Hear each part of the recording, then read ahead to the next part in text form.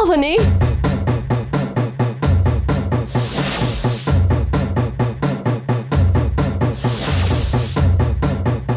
Police ಸ್ಟೇಷನ್ಗೆ ಹೋಗಿ ಭಾವನ್ ಭೇಟಿ ಮಾಡ್ಕೊಂಡು ಬರ್ತಾ ಇದ್ದೀನಿ. ಹೌದಾ? ನಡೆದಿದ್ದೆಲ್ಲ ಒಂದು ಕೆಟ್ಟ ಕನಸಾಗೋದ್ರೆ ಚೆನ್ನಾಗಿರುತ್ತಮ್ಮ. ಹೀಗೆ ಹೇಗಿರೋದಕ್ ಸಾಧ್ಯ? ಏನ್ ಹೇಳ್ತಿದ್ಯಮ್ಮ? ಅದೇ ಮಾವ, ಅಷ್ಟಕ್ಕೂ ಏನ್ ನಡೀತೋ ನಿಮಗ್ ಗೊತ್ತಿಲ್ದೇ ಇರೋ ಹಾಗೆ, ಶ್ರೀಕರ್ ಬಾವ ಯಾಕೆ ಅರೆಸ್ಟ್ ಆದ್ನೋ ಗೊತ್ತಿಲ್ದೇ ಇರೋ ಹಾಗೆ ಎಲ್ರ ಮುಂದೆ ಹೇಗ್ ನಾಟಕ ಮಾಡೋಕ್ಕಾಗತ್ತೆ? ಇಂಥ ನಾಟಕನ ಎಲ್ ಕಲ್ತ್ಕೊಂಡ್ರಿ? ಯಾವಾಗ ಕಲ್ತ್ಕೊಂಡ್ರಿ? ಅವನಿ ಏನ್ ನಡೀತು ಅಂದ್ರೆ ನಡೆದಿದ್ದು ತಿಳ್ಕೊಂಡೇ ಬಂದಿದ್ದೀನಿ. ನೀವೇನು ಹೇಳೋ ಅವಶ್ಯಕತೆ ಇಲ್ಲ. ನನ್ ತಲೆ ಮೇಲೆ ಪ್ರಮಾಣ ಮಾಡಿಸ್ಕೊಂಡು ಕೇಳಿದಾಗ ನನ್ ಗಂಡ ನಡೆದಿದ್ ಎಲ್ಲಾನು ನನಗೆ ಹೇಳಿದ್ರು. ಮನಸ್ಸಾಕ್ಷಿ ಅನ್ನೋದು ಇದೆಯಾ ನಿಮ್ಗೆ? ದಯೆ ಕರುಣೆ ಇಲ್ದೇನೆ ಮಗನ್ ಹೇಗ್ ಸಿಕ್ಕಾಕಿಸ್ಬೇಕು ಅನ್ಕೊಂಡ್ರಿ? ಹಾಗಲ್ಲಮ್ಮ. ಮಾತಾಡ್ಬೇಡಿ, ಇನ್ನೇನು ಮಾತಾಡ್ಬೇಡಿ. ಮಾತಾಡಿ ನಿಮ್ ಮೇಲಿರೋ ಗೌರವನ ಕಡಿಮೆ ಮಾಡ್ಕೋಬೇಡಿ. ನಿಮ್ಮಿಬ್ರು ಪಾರ್ವತಿ ಪರಮೇಶ್ವರರ ತರ ನೋಡ್ದೆ. ನಿಮ್ ಹತ್ರ ಕೂಡ ಇಷ್ಟೊಂದು ಪಕ್ಷಪಾತ ಇದೆ ಅಂತ ನಿಜವಾಗ್ಲೂ ನನ್ನಿಂದ ನಂಬಕ್ಕಾಗ್ತಿಲ್ಲ. ಆ ನಿಹಾರಿಕಾ ನೇಣ್ ಹಾಕೊಂಡ್ಲು ಅಂದ್ರೆ ನೀವ್ ನಂಬಿ ನನ್ ಗಂಡನ್ನ ಅರೆಸ್ಟ್ ಮಾಡಿಸ್ತೀರಾ? ಏನಾಗಿದೆ ನಿಮ್ ಯಜಮಾನಿಕೆಗೆ? ಏನಾಯ್ತು ನಿಮ್ ದೊಡ್ಡ ದೊಡ್ಡ ಯೋಚನೆಗಳು? ನಮ್ಮಿಂದ ನಡೆದಿದ್ದು ತಪ್ಪೇನಮ್ಮ, ಇಲ್ಲ ಅಂತ ಹೇಳಲಿಲ್ಲ. ಆದ್ರೆ ಆ ಪರಿಸ್ಥಿತಿಲಿ ಬೇರೆ ದಾರಿ ಇಲ್ಲ ಅಂತ ನನ್ ಗಂಡನ್ನ ಸಿಕ್ಕಾಕಿಸ್ತೀರಾ? ಇಷ್ಟು ದೊಡ್ಡ ತಪ್ಪು ಮಾಡಿರೋ ನಿಮಗೆ ಎಂತ ಶಿಕ್ಷೆನ ಹಾಕ್ಬೇಕು ಹೇಳಿ? ಅಷ್ಟಕ್ಕೂ ಇದು ಕ್ಷಮಿಸೋ ತಪ್ಪೇನಾ? ನಿಮ್ಮ ಸ್ಥಾನದಲ್ಲಿ ಬೇರೆಯವರಿದ್ದಿದ್ರೆ ಏನ್ ಮಾಡ್ತಾ ಇದ್ರಿ? ಕೇಳಿದಾಗ ಈ ತಾಯಿ ಹೃದಯ ಎಷ್ಟು ಒದ್ದಾಡ್ ಹೋಯ್ತೋ ನಿಮಗೇನಮ್ಮ ಗೊತ್ತು? ತಾಯಿ ಹೃದಯ ನಿಮ್ಗೆಲ್ಲಿದೆ? ಒಬ್ರು ಮಾಡಿರೋ ಅಪರಾಧನ ಇನ್ನೊಬ್ರು ಅನುಭವಿಸೋದಕ್ಕೆ ಹೇಳ್ದಾಗ್ಲೇನೆ ನಿಮ್ಮಲ್ಲಿರೋ ತಾಯಿ ಹೃದಯ ಮಲಿನ ಆಗೋಯ್ತು. ಒಬ್ಬ ಮಗನ್ ಕಾಪಾಡೋದಕ್ಕೆ ಮತ್ತೊಬ್ಬ ಮಗನ ಬಲಿ ಕೊಟ್ಟಾಗ್ಲೇ ನಿಮ್ ತಂದೆ ಸ್ಥಾನ ಸತ್ತೋಯ್ತು. ನಿಮ್ಗಿರೋದು 3 ಜನ ಮಕ್ಕಳು. ಬುದ್ಧಿ ಪ್ರಕಾರ ತಂದೆ ತಾಯಿಗೆ ಅವ್ರು ಕೊಡೋ ಬೆಲೆ ಬದಲಾಗ್ಬೋದು. ಆದ್ರೆ 10 ಜನ ಮಕ್ಕಳಿದ್ರು ತಂದೆ ತಾಯಿ ಬುದ್ಧಿ ಒಂದೇ ತರ ಇರ್ಬೇಕಲ್ವಾ? ಎಲ್ಲರ ಮೇಲೂ ಒಂದೇ ತರದ ಪ್ರೀತಿ ಇರ್ಬೇಕಲ್ವಾ? ನೀವು 3 9 ತಿಂಗಳು ಹೊತ್ತೇ ಇಟ್ಟಿದ್ದೀರಾ ಅಲ್ವಾ? ಒಬ್ರನ್ನ ಕಡಿಮೆ ತಿಂಗಳಲ್ಲಿ ಮತ್ತೊಬ್ರನ್ನ ಜಾಸ್ತಿ ತಿಂಗಳಲ್ಲಿ ಹೆರ್ಲಿಲ್ಲ ಅಲ್ವಾ? ಗರ್ಭದಲ್ಲಿ ಇರ್ಬೇಕಾದ್ರೇನೆ ಪ್ರತಿ ಶಿಶುನು ಒಂದೇ ತರ ನೋಡಿದೀರಾ ಅಲ್ವಾ? ಇವಾಗ ಹೊರಗಡೆ ಬಂದ್ಮೇಲೆ ಒಬ್ರು ಹೆಚ್ಚು ಒಬ್ರು ಕಡಿಮೆ ಹೇಗಾದ್ರು? ಯಾವ ತಾಯಿ ಒಬ್ರನ್ನ ಹೆಚ್ಚಾಗಿ ಒಬ್ರನ್ನ ಕಡಿಮೆಯಾಗಿ ನೋಡ್ತಾಳೋ ಆ ತಾಯಿ ಗರ್ಭ ನನ್ ದೃಷ್ಟಿನಲ್ಲಿ ಸ್ಮಶಾನಕ್ಕೆ ಸಮಾನ. ಅವನಿ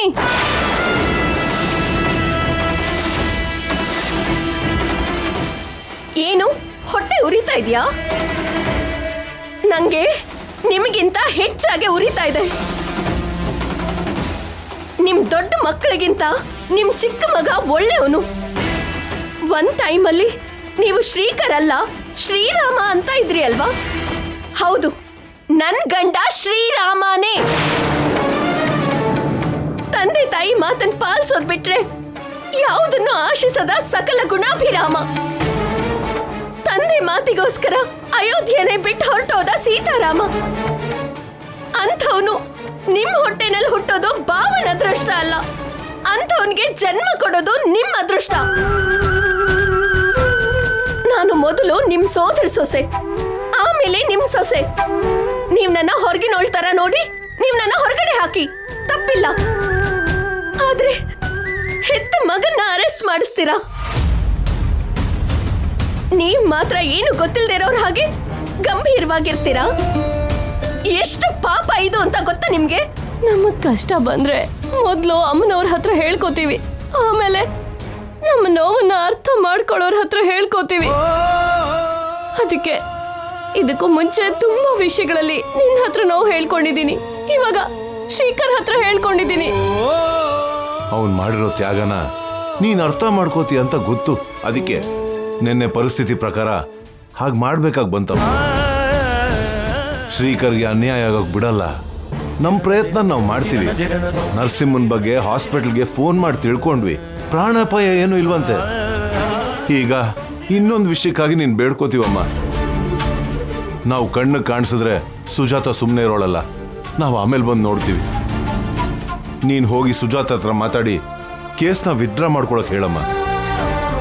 ಆಮೇಲೆ ಏನ್ ನಡೆಯುತ್ತೋ ಅದನ್ನ ನಾವು ನೋಡ್ಕೋತೀವಿ. ಬೇಕಾದ್ರೆ ನೀನ್ ಇಲ್ಲೇ ಇರಬಹುದು. ಅವಶ್ಯಕತೆ ಇಲ್ಲ.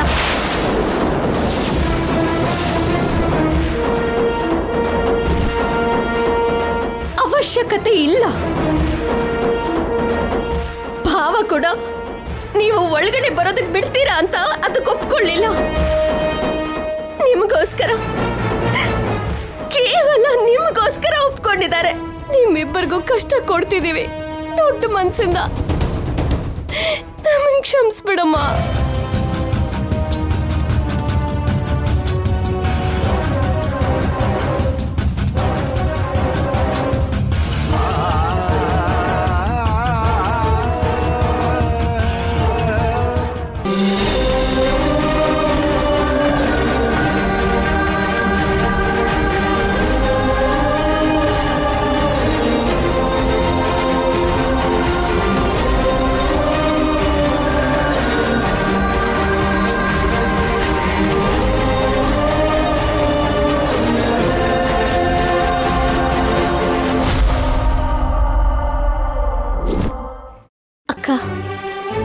ಭಾವ ಇವಾಗ ಹೇಗಿದ್ದಾರೆ? ದೇವ್ರ ದಯೆಯಿಂದ ನನಗೂ ನನ್ನ ಮಗಳಿಗೂ ಅನ್ಯಾಯ ಮಾಡ್ದೇನೆ ಪ್ರಾಣಾಪಾಯದಿಂದ ಪಾರಾಗಿದ್ದಾರೆ.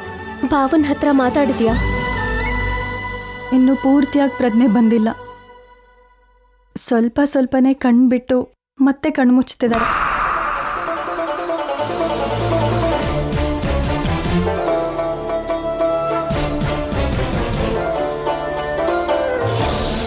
ನರ್ಸ್,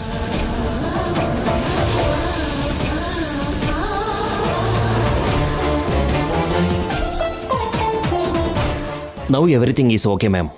ಲಾಸ್ಟ್ ಒಂದು ಇಂಜೆಕ್ಷನ್ ಕೊಡಬೇಕು. 1 ಅವರ್ನಲ್ಲಿ ಕೊಡ್ತೀವಿ. ಆಮೇಲೆ ಸ್ವಲ್ಪ ರೆಸ್ಟ್ ತಗೋಬೇಕಾಗತ್ತೆ. ಸಿಚುವೇಶನ್ ನೋಡಿಕೊಂಡು ಡಿಸ್ಚಾರ್ಜ್ ಮಾಡ್ತೀವಿ. ಇಲ್ಲ ಅಂದರೆ ನಾಳೆ ಬೆಳಿಗ್ಗೆ ಪಕ್ಕಾ ಡಿಸ್ಚಾರ್ಜ್ ಮಾಡ್ತೀವಿ. ಓಕೆನಾ? ನಮ್ಮ ಭಾವನ್ ಕಾಪಾಡಿದ್ದೀರಾ, ತುಂಬ ಥ್ಯಾಂಕ್ಸ್ ಡಾಕ್ಟರ್. ಅವ್ರ ಹೆಂಡತಿ ಮತ್ತೆ ಮಗಳು ಮಾಡಿರೋ ಪುಣ್ಯನಮ್ಮ. 1 ಗಂಟೆ ಆದಮೇಲೆ ಈ ಇಂಜೆಕ್ಷನ್ ಕೊಡಿ. ಸರಿ ಡಾಕ್ಟರ್. ಓಕೆ. ಅರ್ಶನ ಕುಂಕುಮ ದೂರ ಆಗ್ಬಿಡತ್ತೆ ಅಂತ ತುಂಬ ಭಯಪಟ್ಟಿದ್ದೆ. ನೀನ್ ಒಳ್ಳೆಯವಳಾಗಿರೋದ್ರಿಂದ ದೇವ್ರು ನಿನ್ಗೆ ಅನ್ಯಾಯ ಮಾಡಲಿಲ್ಲ. ಒಂದು ದೊಡ್ಡ ಗಂಡಾಂತರ ತಪ್ಪು. ಮತ್ತೊಂದ್ಸಲ ಹೀಗೆ ನಡೆಯೋದಿಲ್ಲ. ನೀನ್ ಧೈರ್ಯವಾಗಿರು.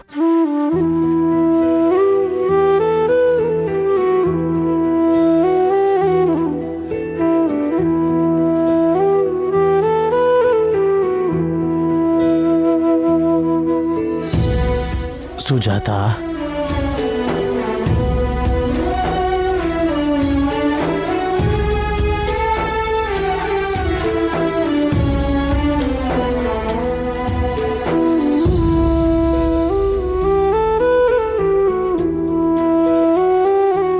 ನಮಗೆ ಅನ್ಯಾಯ ಆಗೋಗುತ್ತೆ ಅಂತ ಭಯ ಆಗೋಗಿತ್ತು ರೀ. ನನ್ನ ಮಗಳಲ್ಲಿ ಸುಜಾತ? ಅಲ್ಲಿ ನೋಡಿ, ಅಲ್ಲಿ ಮಲಗಿದಾಳೆ. ರಾತ್ರಿ ಪೂರ್ತಿ ನಿದ್ದೆ ಮಾಡಿಲ್ಲ. ನೀವ್ ಯಾವಾಗ ಕಣ್ಬಿಡ್ತಿರೋ, ನಿಮ್ಮ ಹತ್ರ ಯಾವಾಗ ಮಾತಾಡೋಣ ಅಂತ ಕಾಯ್ತಾ ಇದ್ಲು. ನನ್ನ ಮಗಳಿಗೆ ಬಿರಿಯಾನಿ ತಂದು ಕೊಡೋದಕ್ಕಾಗಲಿಲ್ಲ. ಹಸುವಲ್ಲೇ ಬಿಟ್ಬಿಟ್ಟೆ.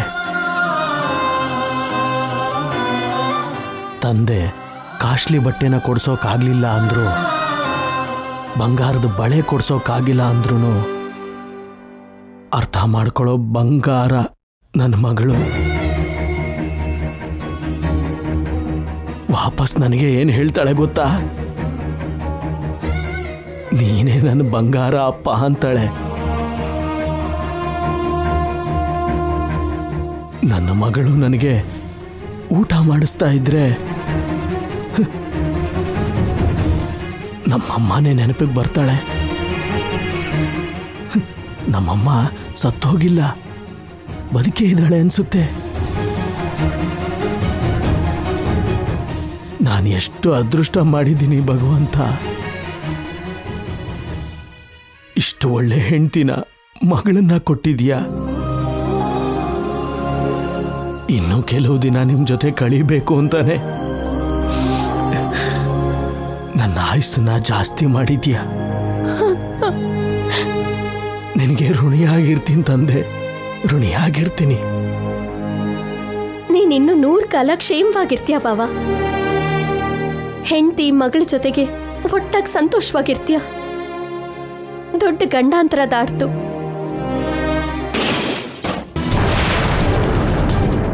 ನನಗೆ ಆಕ್ಸಿಡೆಂಟ್ ಮಾಡಿರೋ ಆ ವೇದವತಿ ಮಗ ಕೃಷ್ಣನ್ನ ಬಿಡಬಾರ್ದು.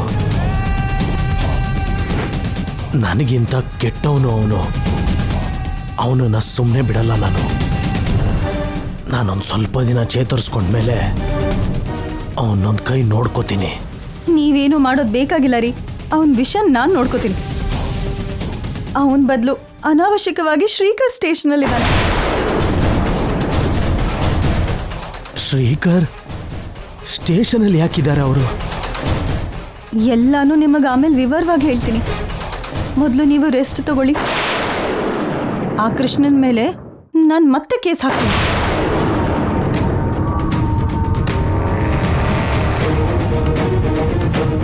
ನೀವು ಮಲ್ಕೊಳ್ಳಿ.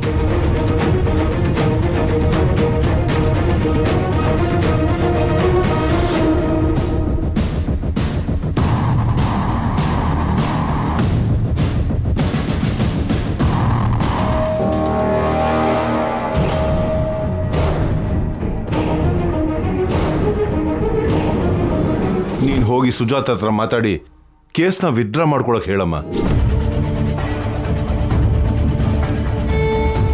ಅಕ್ಕ, ನಿನ್ನ ಹತ್ರ ಒಂದು ವಿಷಯ ಮಾತಾಡಬೇಕು. ಹೊರಗಡೆ ಬಾ.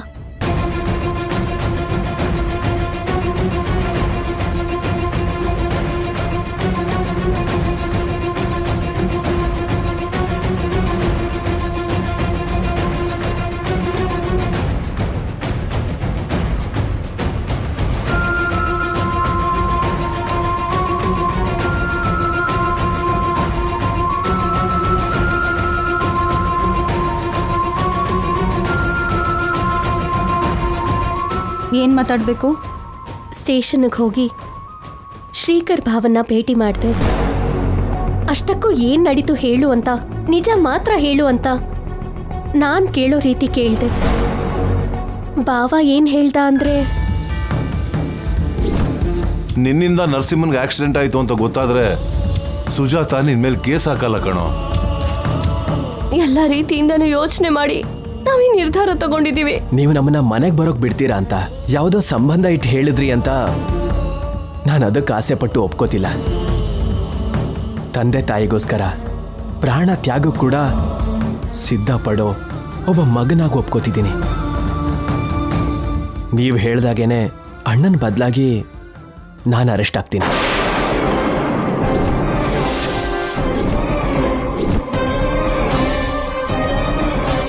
ಅಲ್ಲಿಂದ ನಾನು ಅತ್ತೆ ಮನೆಗೆ ಹೋದೆ. ಮನಸ್ಸಾಕ್ಷಿ ಅನ್ನೋದು ಇದೆಯಾ ನಿಮ್ಗೆ? ದಯೆ ಕರುಣೆ ಇಲ್ದೇನೆ ಮಗನ್ ಹೇಗ್ ಸಿಕ್ಕಾಕಿಸ್ಬೇಕು ಅನ್ಕೊಂಡ್ರಿ?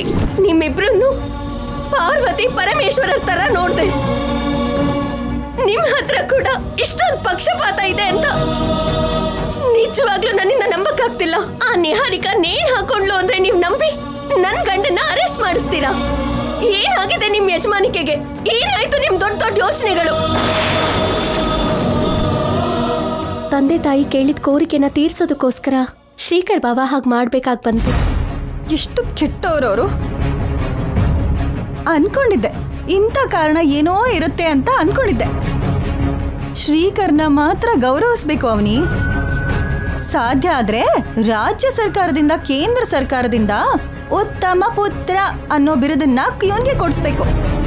ಟಿವಿ ಅವ್ರಿಗೆ ಪೇಪರ್ ಅವ್ರಿಗೆ ಹೇಳಿ ಶ್ರೀಕರ್ ಬಗ್ಗೆ ದೊಡ್ಡದಾಗಿ ಹೇಳಿಸ್ತೀನಿ ಬಿಡು. ಒಳ್ಳೆ ಮಾತನ್ನೇ ಬರೆಸ್ತೀನಿ ಕೂಡ. ಮೀಡಿಯಾದವರು ಸ್ಟೇಷನ್ಗೆ ಹೋಗಿ ಇಂಟರ್ವ್ಯೂ ಕೂಡ ತಗೋತಾರೆ. ಅಂದ್ರೆ ಆ ಪರಿಸ್ಥಿತಿನಲ್ಲಿ ಯಾವ ಮಗ ಆದ್ರೂ ಸಮರ್ಥನೆ ಮಾಡ್ಬೇಡ ಅವನಿ. ನಡೆದಿದ್ದನ್ನೆಲ್ಲ ಸಮರ್ಥಿಸ್ಬೇಡ. ಶ್ರೀಕರ್ ತ್ಯಾಗ ನಿನಗ್ ದೊಡ್ಡದಾಗ ಅನಿಸ್ತಿದ್ಯೇನೋ ಆದ್ರೆ ನನಗಂತೂ ಅಸಹ್ಯ ಅನಿಸ್ತಿದೆ. ಆ ಮನುಷ್ಯಂಗಷ್ಟಕ್ಕೂ ಬುದ್ಧಿ ಇದೆಯಾ? ಏನ್ ನಡೀತು ಅಂತ ಹೇಳ್ದೆ. ಇವಾಗ ನನ್ನಿಂದ ನಿನಗೇನಾಗ್ಬೇಕು ಅಂತ ಅದನ್ನ ಹೇಳು.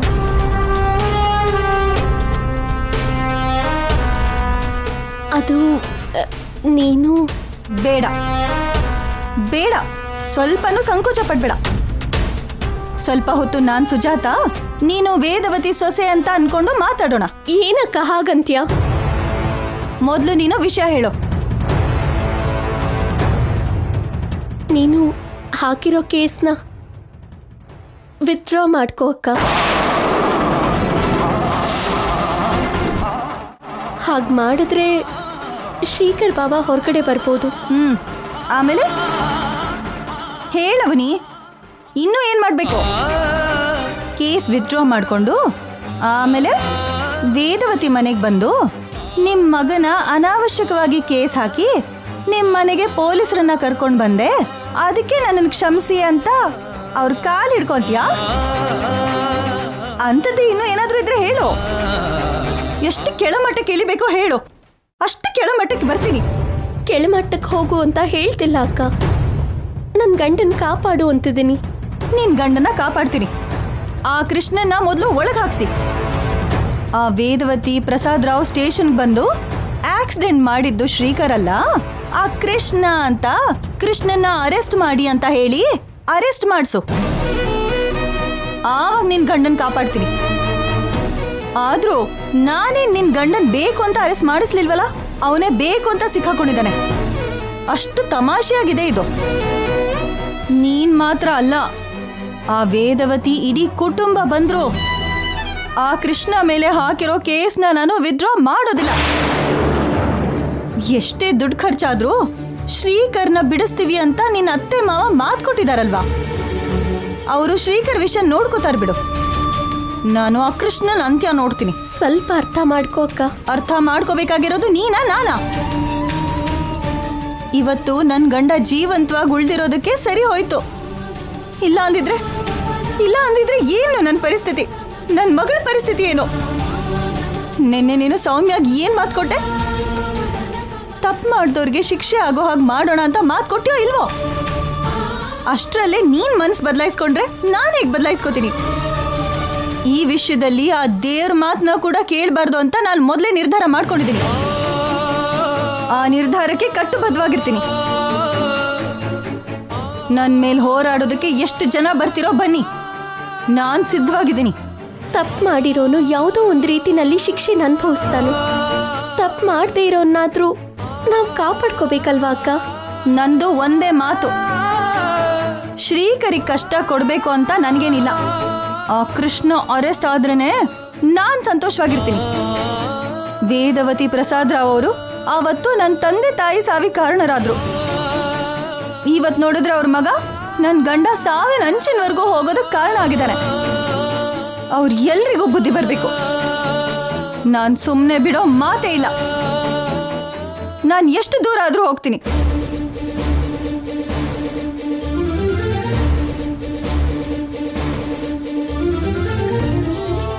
ಇಷ್ಟು ದಿವಸ ನೀನ್ ನನ್ನ ಕಣ್ಣಿಗೆ ಸುಜಾತ ತಂಗಿ ಹಾಗೆ ಕಾಣಿಸ್ದೆ. ಮೊದಲನೇ ಸರಿ ವೇದವತಿ ಸೊಸೆ ಹಾಗೆ ಕಾಣಿಸ್ತಿದ್ಯಾ?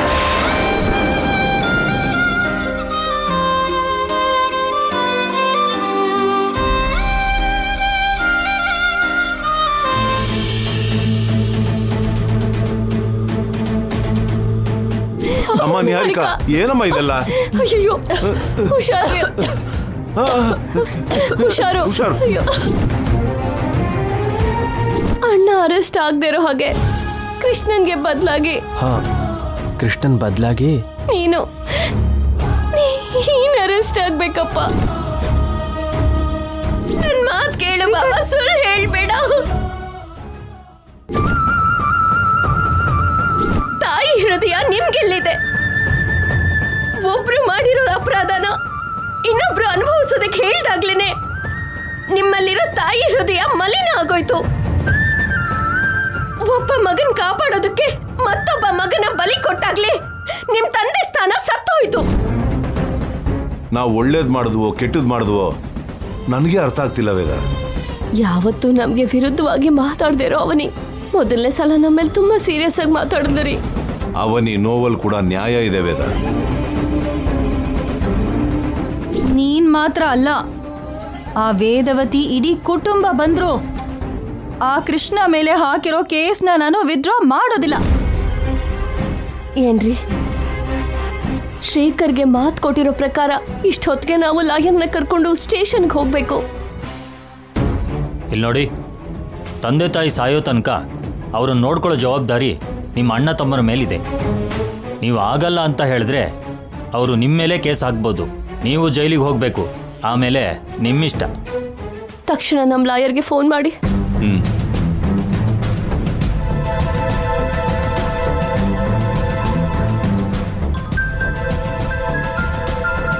ಸರಿ, ಆಮೇಲೆ ಸಿಗೋಣ, ನೀವು ಹೋಗಿ. ಹೇಳಿ ಪ್ರಸಾದ್ ರಾವ್ ಅವರೇ. ಸರ್, ಲಾಯರ್ಗಳ ಹತ್ರ ಡಾಕ್ಟರ್ಗಳ ಹತ್ರ ಇರೋದಿದ್ದ ಹಾಗೆ ನಿಜ ಹೇಳಬೇಕು ಅಂತಾರೆ. ಅದಕ್ಕೆ ನಿಮ್ಮ ಹತ್ರ ಎಲ್ಲ ನಿಜಾನೇ ಹೇಳ್ತೀನಿ ಸರ್.